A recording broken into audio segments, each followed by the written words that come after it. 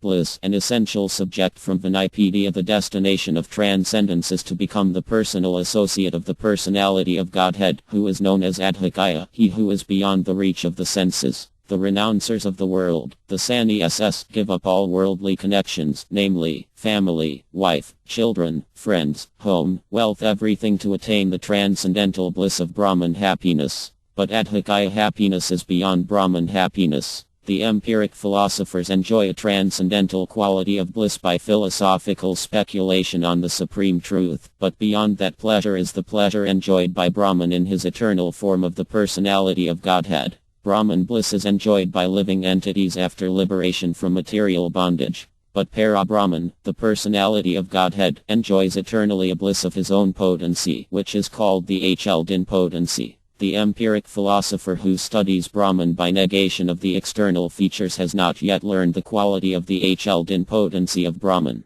Srila Prabhupada's books, lectures, conversations and letters offer a comprehensive presentation of this essential subject as seen in the Vinicote's Bliss category. An introduction from his books is given below in the following 8 quotes. Quotes from Srila Prabhupada's books. A devotee always merges in transcendental happiness and therefore he has no experience of material distresses. This transcendental happiness is called eternal bliss. According to the opinion of devotees, constant remembrance of the Supreme Lord is called samdhi, or trance. If one is constantly in trance, there is no possibility of his being attacked or even touched by the modes of material nature. Armad Bh Gavatam 3.33. 27. In the material world we have no experience of eternity, bliss and fullness of knowledge. But in the spiritual world, because of the complete absence of the qualitative modes, everything is eternal, blissful and cognizant. Everything can speak, everything can move, everything can hear, and everything can see in fully blessed existence for eternity.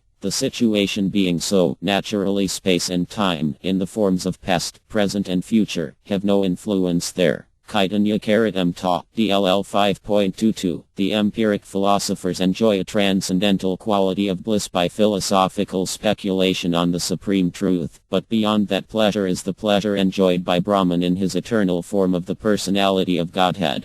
Brahman bliss is enjoyed by living entities after liberation from material bondage. But Para-Brahman, the personality of Godhead, enjoys eternally a bliss of his own potency, which is called the HL potency. Armad Bh Gavatam 3.1. 31. The Lord desires, as he has directly said in the Bhagavad Gita, that all conditioned souls, rotting in the kingdom of material energy, come back to him by giving up all engagements in the material world. This is the most confidential part of knowledge. But this can be understood only by the pure devotees, and only such devotees enter the kingdom of God to see him personally and serve him personally. The concrete example is Narada himself, who attained this stage of eternal knowledge and eternal bliss. And the ways and means are open to all, provided one agrees to follow in the footsteps of Narada Muni. Armad Bh Gavatam 1.5.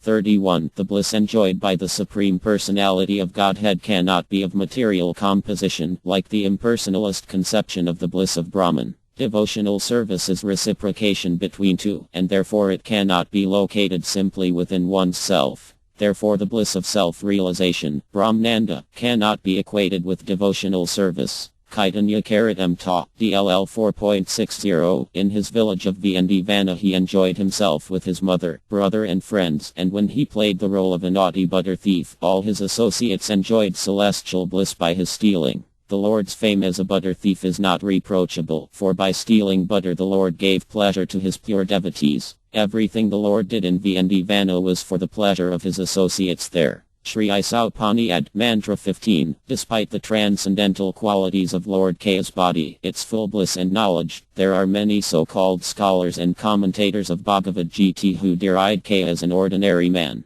The scholar may be born an extraordinary man due to his previous good work, but this conception of Kaya is due to a poor fund of knowledge. Therefore he is called Mha. Bhagavad Gita 9.11. For a bhakta to become attached to family affairs is impossible, since a bhakta and his associates are liberated. Everyone is searching after Nanda, or bliss, but in the material world there can never be any bliss. It is only possible in devotional service. Attachment for family affairs and devotional service are incompatible. Therefore Maharya Parkait was somewhat surprised to hear that Maharya Priyavrata was simultaneously attached to devotional service and to family life. Armad Bh Gavatam 5.1. 2.